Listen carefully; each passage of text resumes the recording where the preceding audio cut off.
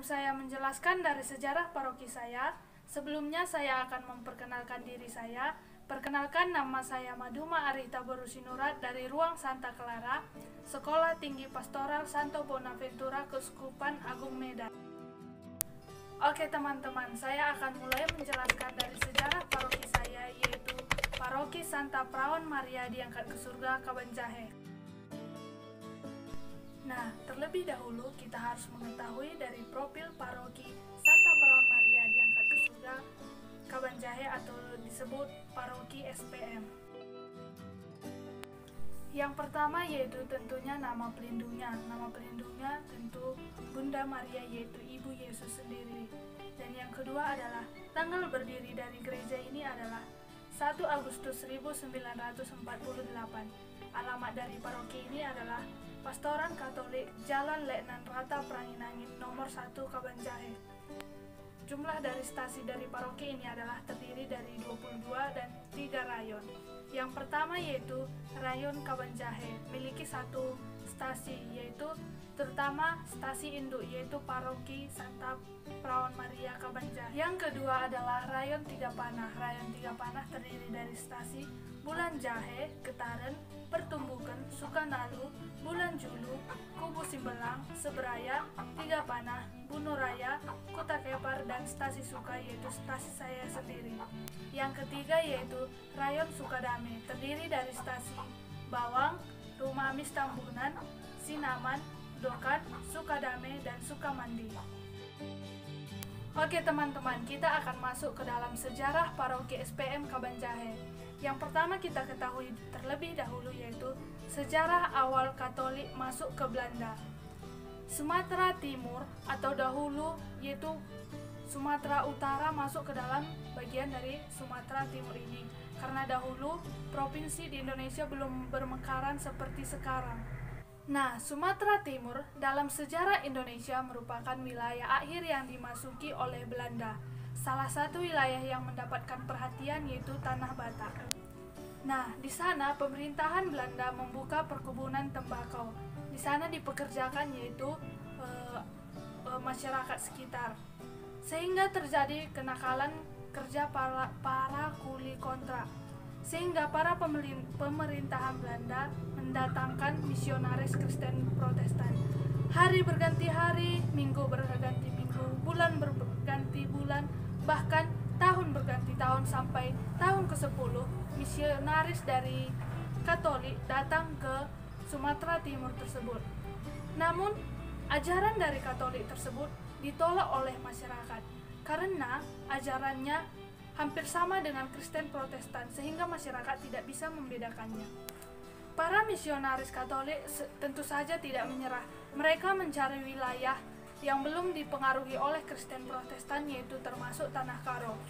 Ternyata penyebaran agama di Tanah Karo tidak sangat mudah, karena yang pertama yaitu kurangnya dukungan dari pemerintah Hindia Belanda. Yang kedua, masyarakat juga tidak bisa membedakan antara Katolik dan Kristen Protestan. Yang kedua yaitu masa krisis karya misi di Tanah Karo. Pada tahun 1942, kekuasaan Belanda berpindah ke kekuasaan Jepang. Para pastor dan para pendeta ditangkap dan ditahan oleh pemerintahan Jepang, termasuk oleh Pastor Elpidius yang berkarya di Kabanjahe, dipenjarakan di tahanan Siringo-Ringo, Labuhan Batu. Pada tahun 1943, pemerintahan Jepang melakukan penggeledahan terhadap investasi gereja. Mereka menangkap para katekis untuk mempertanggungjawabkan penyebaran agama yang ada di Sumatera Timur. Setelah penjajahan Jepang selesai dan proklamasi kemerdekaan Indonesia dibacakan, para misionaris yang ditahan oleh pemerintahan Jepang dibebaskan, termasuk oleh Pastor Elpidius. Yang ketiga yaitu Gereja Katolik di Karo menuju arah kemandirian. Pada tahun 1950 setelah Indonesia merdeka, keadaan Gereja Katolik di Indonesia termasuk di Tanah Karo mengalami kemajuan. Gereja Katolik menunjukkan keberhasilan yang sangat tajam, walaupun agama Katolik belum dapat diterima secara sepenuhnya karena adanya agama si pemena, yaitu agama asli dari masyarakat Karo. Banyak orang belajar agama Katolik dan mereka memberikan diri untuk dibaptis. Nah kawan-kawan, inilah yang paling utama, yaitu pendirian Gereja Katolik SPM Kabanjahe. Penyebaran Katolik berhasil dilakukan oleh para misionaris. Nah, apa buktinya?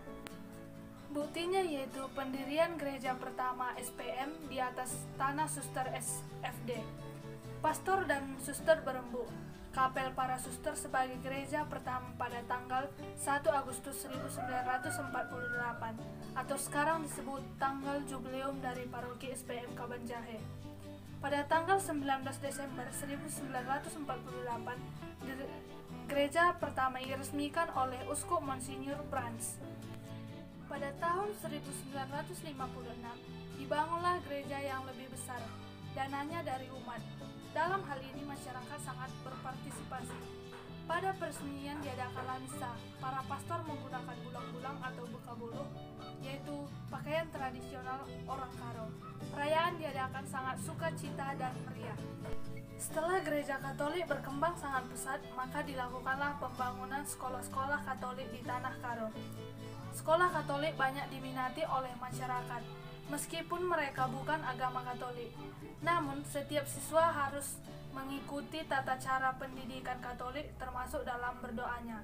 Yang pertama adalah SMP Katolik Sint Saverius Kabanjahe, yang kedua adalah pembukaan TK dan SD Sint Yosep Kabanjahe, tepatnya di samping Gereja Katolik SPM. Dan yang ketiga yaitu SMP Maria Goretti Kabanjahe, tepatnya juga di depan Gereja Katolik SPM Kabanjahe. Dan yang keempat yaitu pembukaan SMA RK Kabanjahe, yaitu RK1 dan RK2. SMP Katolik Sint Saverius Kabanjahe dibuka mulai 21 Juli 1951. Tanggal 25 Juli 1954, rombongan pertama suster-suster kongregasi Fransiskan Dongen yang bertugas ke Seribu Dolok datang ke Kabanjahe. SMP Maria Goretti Kabanjahe semula bernama SKKP Maria Goretti. Sekolah ini didirikan oleh suster-suster Fransiskan Dogen yang pada mulanya bertujuan untuk memajukan pendidikan kejuruan kewanitaan.